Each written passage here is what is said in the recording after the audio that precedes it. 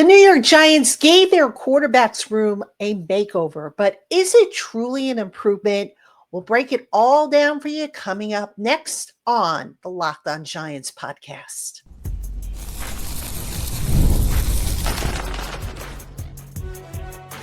You are Locked On Giants, your daily New York Giants podcast, part of the Locked On Podcast Network, your team every day. Hello, New York Giant fans, and welcome to another edition of the Locked On Giants podcast, part of the Locked On Podcast family, your team every day. I'm your host, Patricia Traina, credential member of the New York Giants media for Locked On, as well as for New York Giants on SI, which is where you can find all of our written work. And as always, we welcome on in our Blue Crew community members, our everydayers, our newcomers, and everybody in between. And we thank you for spending part of your day with us here on the Locked On Giants podcast. And on today's show, we're going to kick off a position unit by position unit preview, if you will, ahead of training camp of the New York Giants, where each show we're going to take a look at a specific position group and look at the rostered players, the biggest questions, the battles, how the unit has changed, what we can expect, and all that good stuff. So today we're going to take a look at the quarterback group. And we're going to, again, take a look at the biggest change. We're going to take a look at the key rostered players. We know who the guys are, but we'll talk about the key players, obviously. The biggest question, which I think is going to surprise you. And then, of course, the battle to watch. And yes, there is a training camp battle to watch, which I'll get to. So that is our schedule of topics for today. Let's get into it. All right. So of all the position groups that on the New York Giants roster, the quarterbacks underwent the biggest transformation, where only Tommy DeVito was carried over from last year's group. So basically you have three new guys, plus DeVito. So the new guys, of course, being Russell Wilson, Jameis Winston, Jackson Dart. DeVito is the fourth. DeVito, who knows if he's going to make the roster. It is conceivable that by the time the Giants open up the season, they will have a totally brand new lineup at quarterback. So what was the goal of making over the quarterback room? What are the Giants looking to accomplish? Well, besides the fact that the quarterback room the last couple of years has not been very good, the big thing that has been missing from the Giants offense and what they are trying to bring back or establish, I should say, since they really didn't have it, is the deep ball. All right. Now, the deep ball, before getting to the numbers here, the Giants have Malik Neighbors. They have Jalen Hyatt. They have Darius Slayton. They have Wan'Dale Robinson. Those are four guys who are speedsters, who can get deep, who can take the top off of a defense. Well, what's the good of having them if you don't have a quarterback that can get the ball down the field 20 plus air yards, right?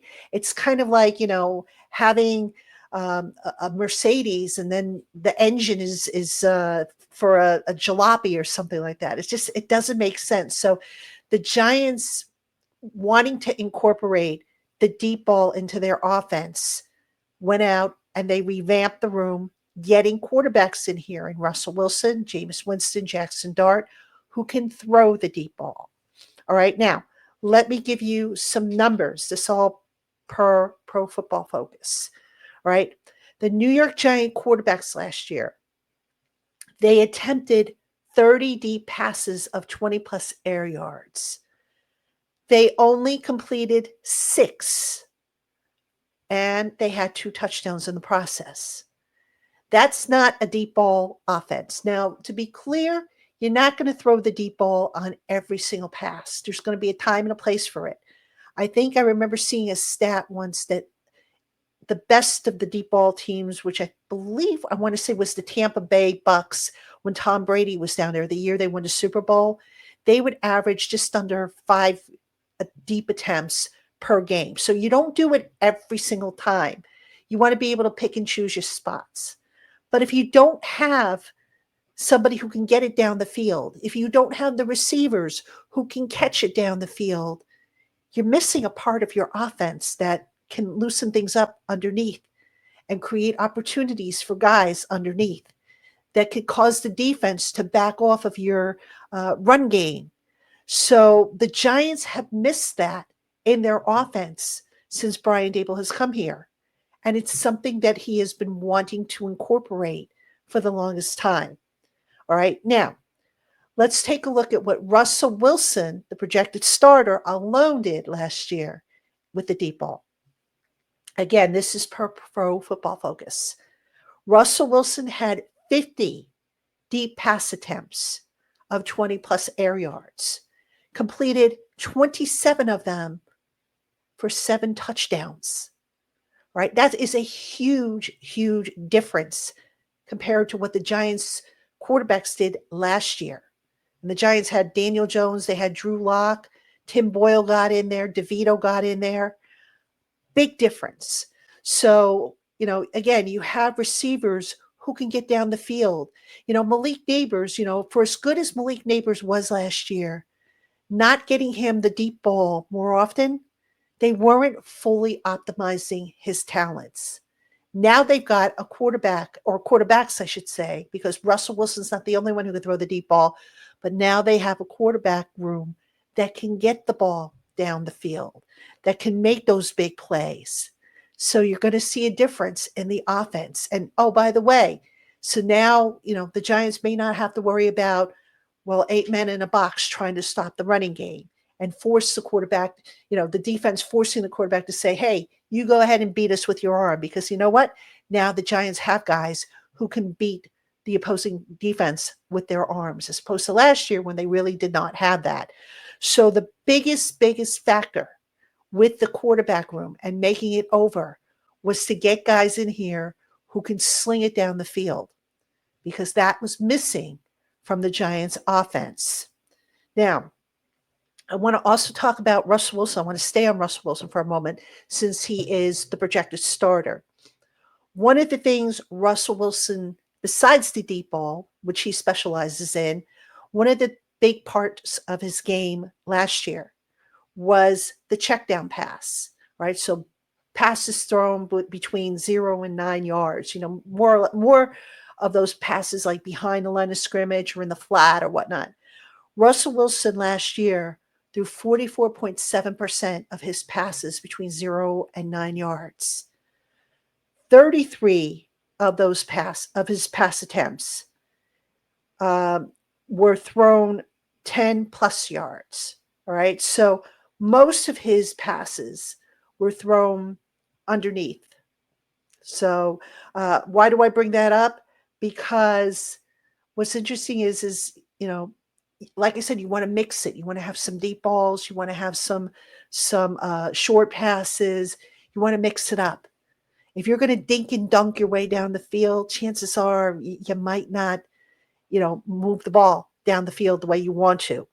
So the other thing that I want to talk about with Russ, fewer design runs. All right. Russell Wilson is not as athletic as he was during his heyday with the Seattle Seahawks. I do not anticipate that the Giants will ask him to do a lot of design runs the way they asked Daniel Jones to do that. So I think if you're going to take something out of the Giants offense that we've seen in the past, it's going to be the design runs for the quarterback. You're not going to see Russell Wilson asked to do that as much. Now, that should not be confused with scrambles. There will be scrambles. There will be a need to, get out of the pocket if it's collapsing around him. But as far as a design run, I don't think we will see a whole lot of that with Russell Wilson. One other thing with Russell Wilson that I'll mention, Russell Wilson typically has had better luck throwing outside of the numbers. All right. The middle of the field, not so much so, whether it's by choice or because of what the Steelers asked him to do last year. I don't know the answer to that. But I mention that because Wan'Dale Robinson, the slot receiver, he spoke of in the spring about how he might be moved around a little bit more as far as playing outside. Wan'Dale Robinson will not have as many targets as he did last year. If I had to make a bold prediction, I'm saying it now. I do not think Wan'Dale Robinson's going to get as many targets as he had last year. I think he had over 100 targets, I want to say, working from the slot. Now, you don't want to totally take the slot receiver out of the game, but you also want to make sure that you're optimizing guys. And that's why I think that, the Giants, you're going to see a lot of passing outside of the numbers because that's something Russell Wilson does well. Will you see some passes up the middle of the field? Sure you will. Maybe those go to the tight end where you get a better matchup. But the other thing, before I get to the next section, Russell Wilson better at hitting guys in stride. So you shouldn't see a whole lot of instances where the receiver's running and now he has to stop and turn around and catch the ball or look for the ball. Russell Wilson can hit guys in stride, something that the Giants quarterbacks could not do on any kind of consistent basis last year. So that's going to be a huge, huge change. Now, what is the biggest question for the Giants at quarterback? It might not be what you think it is. All right, I'll explain what I mean coming up right after this.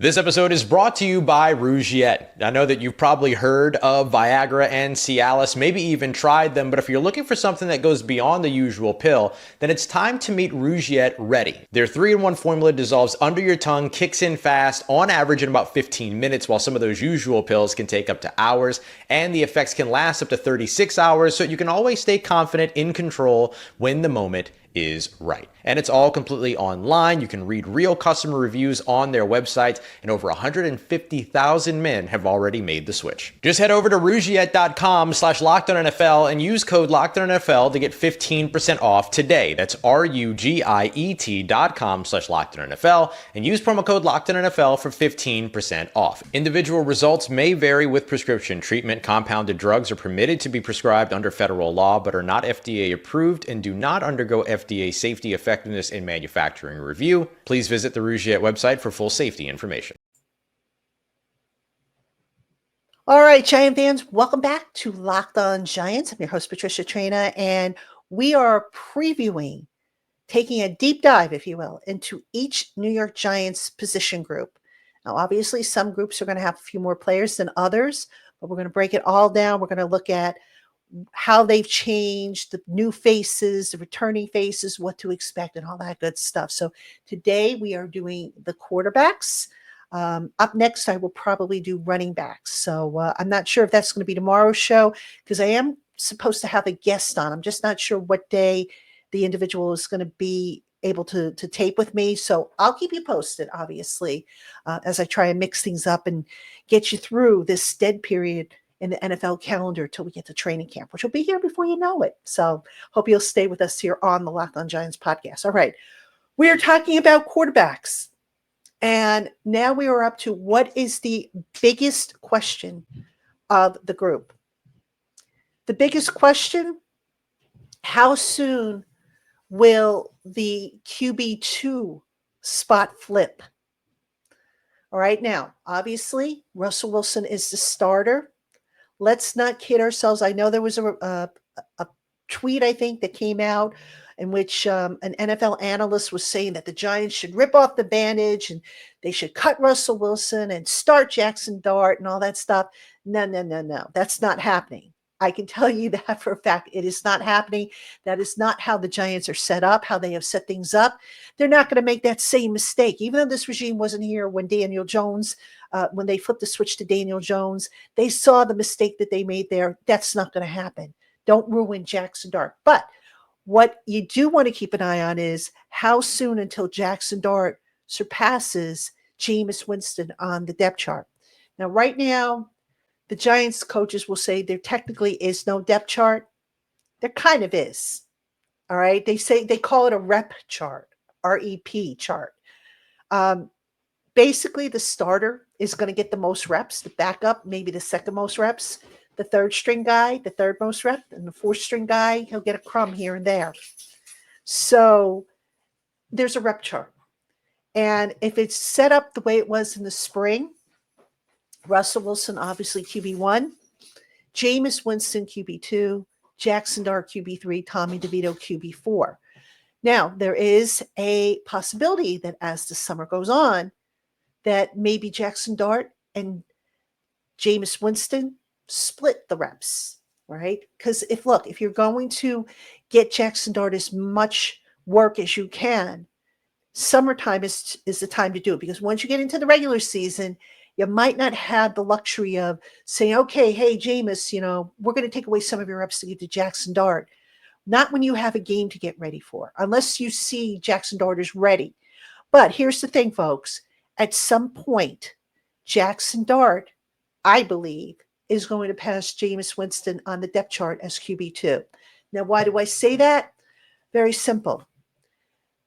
Jackson Dart, I do believe, is going to sit for the majority of the year. I think at some point, though, the reason why, if he progresses and shows the coaching staff that he is ready to take on a bigger role, I think he passes Jameis Winston, because as the QB3, which is what I'm projecting he will be, he'll be the emergency quarterback, which means he's not getting into a game unless Russell Wilson and Jameis Winston cannot play for whatever the reason. And if you're at that point, then you're in dire straits. There is nothing wrong, in my opinion, that if Jackson Dart shows progress, that you say at a certain point later on in the season, maybe the second half of the season, you say, okay, you know what, Jameis, you are here next year regardless. You are going to be QB2. But we want to flip the order to have Jackson Dart available if there's a case where maybe there's a blowout. Maybe we get him some live reps later in the year, give him an opportunity to see defenses at full speed, because there's no substitution for live reps. I've said this many times. You cannot simulate the pass rush. You cannot simulate the timing. You can't simulate the speed of the game. I mean, you could try in practice. You could try to do all that, but it's a controlled environment. So the quarterback's not getting hit. He's not really getting rushed.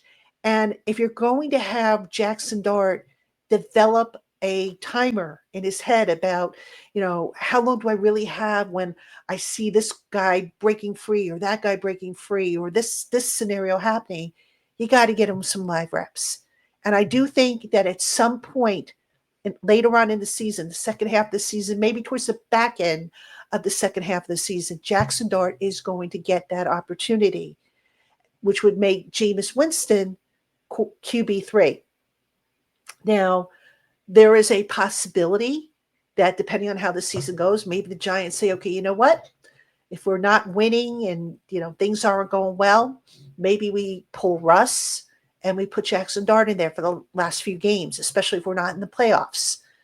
So that's a possibility. But I think in an ideal scenario, the Giants want for Jackson Dart to sit the entire year.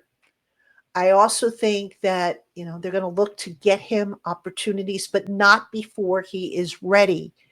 And for him to be ready, the biggest thing is how he responds under pressure. Now, we saw in the OTAs and the mandatory minicamp that when he was under pressure, wasn't very smooth, if you will, as he was when he didn't have pressure.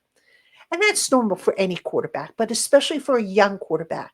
So the problem with Jackson Dart, the biggest thing is that when the pressure came at him, and there were times when he was tested, when Brian Dable had the defense throw everything at Jackson Dart to see how he would respond, Jackson Dart froze.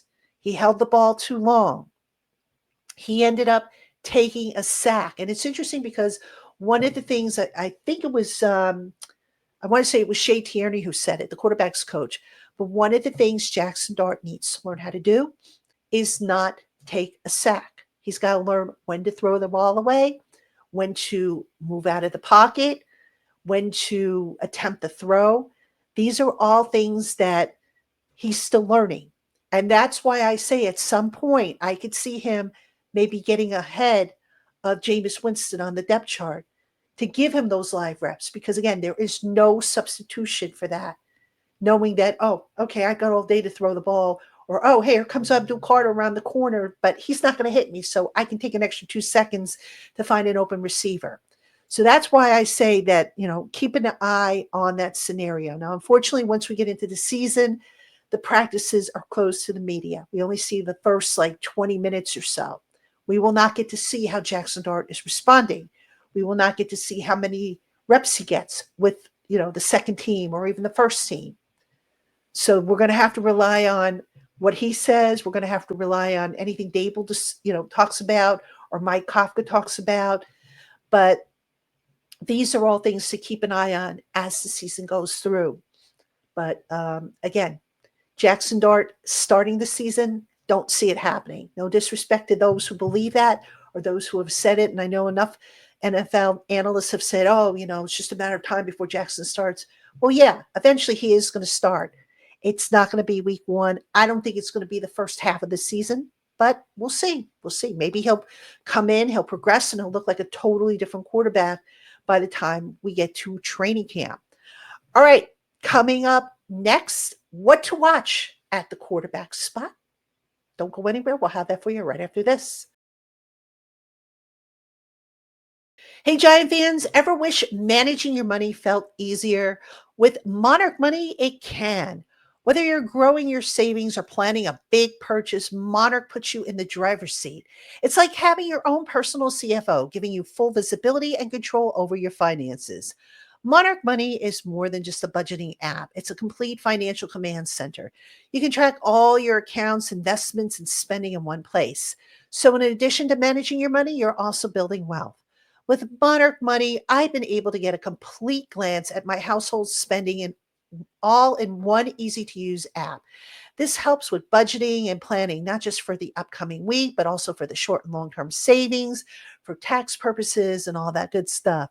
So go on, take control of your finances with Monarch Money. Use our promo code LOCKONNFL at monarchmoney.com to get 50% off your first year. That's monarchmoney.com, code LOCKEDONNFL to get 50% off your first year. All right, Giant fans, welcome back to Locked On Giants podcast. I am your host, Patricia Traina. And again, I want to thank you for spending part of your day with me here on the Locked On Giants podcast. It is appreciated. I'm breaking down the New York Giants position groups. All right, we're starting with quarterback because, hey, it's the most important position group on the team. So I figured we start there, talk about what's different, what can we expect, the battles, the players, and so on and so forth. Now, for this last segment, I just want to talk about some what to watch, really. So I mentioned at the top of the program that I didn't think Tommy DeVito would stick on this roster. I don't see the Giants keeping 4 quarterbacks on the 53-man roster. I don't know that Tommy DeVito is necessarily going to go to the practice squad.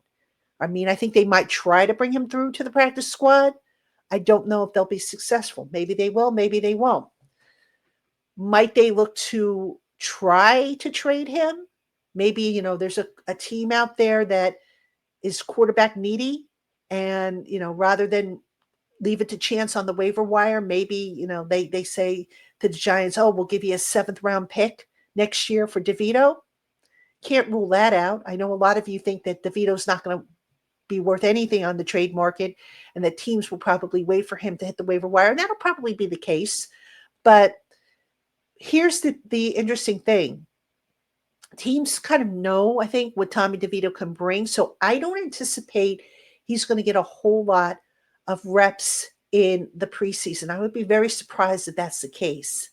I think you're going to see a lot of Jackson Dart, right? Because they're, like I said, they're going to want to get him live reps wherever possible so he can start to gauge the speed of the game.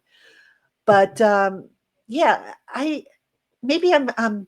backward thinking on this, but why not see if you can't move him? Move DeVito, I mean, I know some people said, well, why don't you trade Jameis Winston? See if the Saints will take him. They're not going to trade Jameis Winston. I don't see that happening because look, when you look at the quarterback dynamic and how they've set it up, Russ is going to be the starter. Jackson Dart's going to sit and he's going to watch. And guess who's probably going to be attached to his hip on the sideline? Besides Brian Dable, of course. It's probably going to be Jameis Winston. And Jameis Winston is going to be probably just as hands-on game day with Jackson Dart as anybody. So I don't think the Giants will look to move Jameis Winston. I know that, people will say, well, that would make sense. Send them back to the Saints, who don't really have a quarterback situation settled. I don't think they do that. Would they? Would DeVito make sense? Possibly. I'm not. If I had to, put the odds or the percentage of it happening, I would probably put it at less than 5%. I don't think there will be a team that will say, oh, yeah, we'll give you a 7th-round pick. But you never know. Stranger things would happen. So if you're the Giants, does it hurt to ask? Say, hey, New Orleans, we're not going to be able to keep DeVito. We're going to have him hit the waiver wire. You guys need a quarterback? We'll give him to you for a 7th-rounder. Why not? What do you got to lose? The worst the Saints could do is laugh in their face and say, what are you, nuts? So, I could see that maybe, materializing. But the bottom line on what to watch with this quarterback group, once we get into the preseason, it's going to be the development of the deep ball, like I talked about.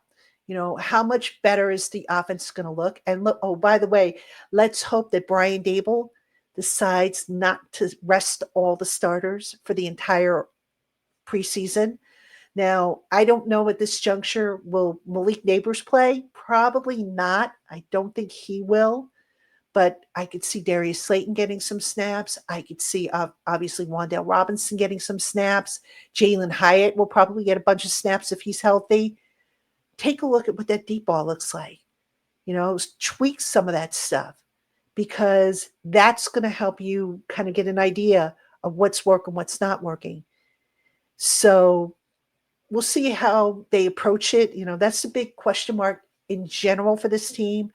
How many reps will the offensive players get? The key starters, the key reserves. They've got to get some more work, because the last thing that you want to see is that offense come out of the gate slowly like they have the last couple of years. So we'll see if Brian Daboll changes that when we get to the preseason games. And if he doesn't, oh man, let's hope that whatever they do during the training camp practices substitutes for that. But I would like to see them, like I said, I'd like to see them get more reps than they have. But anyway, overall, folks, the quarterback position, if I had to slap a grade on it right now, I would give it a solid B+. I think the quarterback position on this team, much, much better than last year based on the history of the guys who are involved. We will see if they live up to the expectations that I have of them, and I'm sure you have of them, and I'm sure the coaches have of them, or if we're in for more disappointment with a position that just really hasn't come together for the Giants under Brian Daboll. All right, Giant fans, that is going to do it for this edition of the Locked On Giants podcast. As always, thank you again for spending part of your day with us here on the Locked On Giants podcast. Be sure to tune in tomorrow for an all-new episode, and I will see you then.